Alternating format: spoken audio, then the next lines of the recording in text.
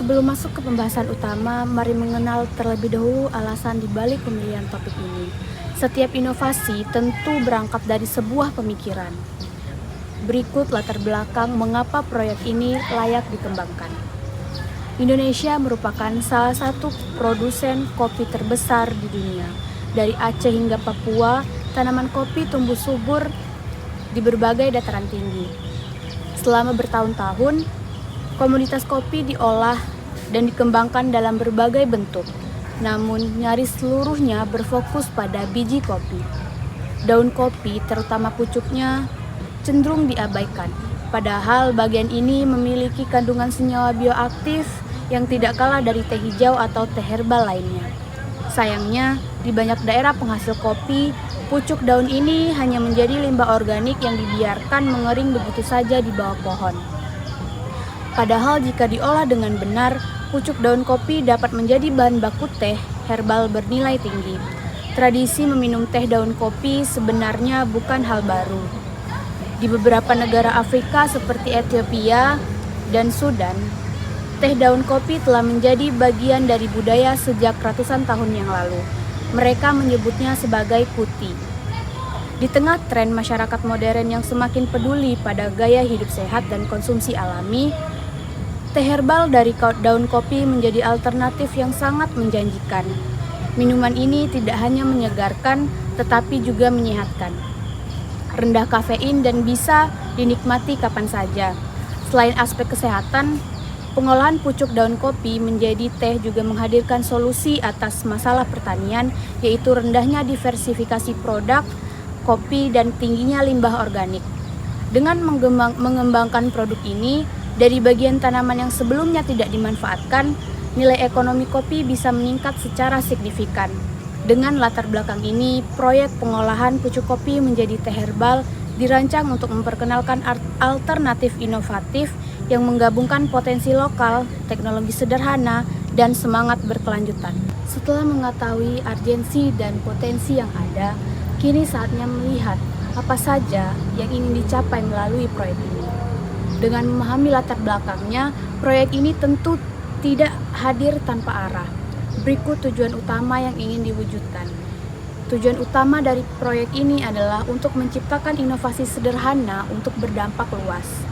Pengolahan pucuk daun kopi menjadi teh tidak hanya menghasilkan produk baru, tetapi juga membuka pintu bagi berbagai potensi lainnya. Di mana diantaranya yang pertama adalah meningkatkan nilai tambah dari tanaman kopi melalui pemanfaatan bagian tanaman yang belum dimaksimalkan. Yang kedua adalah pengembangan produk minuman herbal yang sehat, alami, dan rendah kafein. Dan yang ketiga itu mengurangi limbah pertanian dan meningkatkan efisiensi pemanfaatan hasil kebun. Dan yang keempat itu mendorong lahirnya ide-ide kewirausahaan berbasis hasil pertanian lokal yang ramah lingkungan. Dan yang kelima, menanamkan pentingnya inovasi dalam pengolahan sumber daya alam secara berkelanjutan. Proyek ini juga menjadi sarana untuk mengedukasi masyarakat mengenai manfaat teh daun kopi, sekaligus memperkenalkan konsep diversifikasi produk sebagai bagian dari pertanian modern.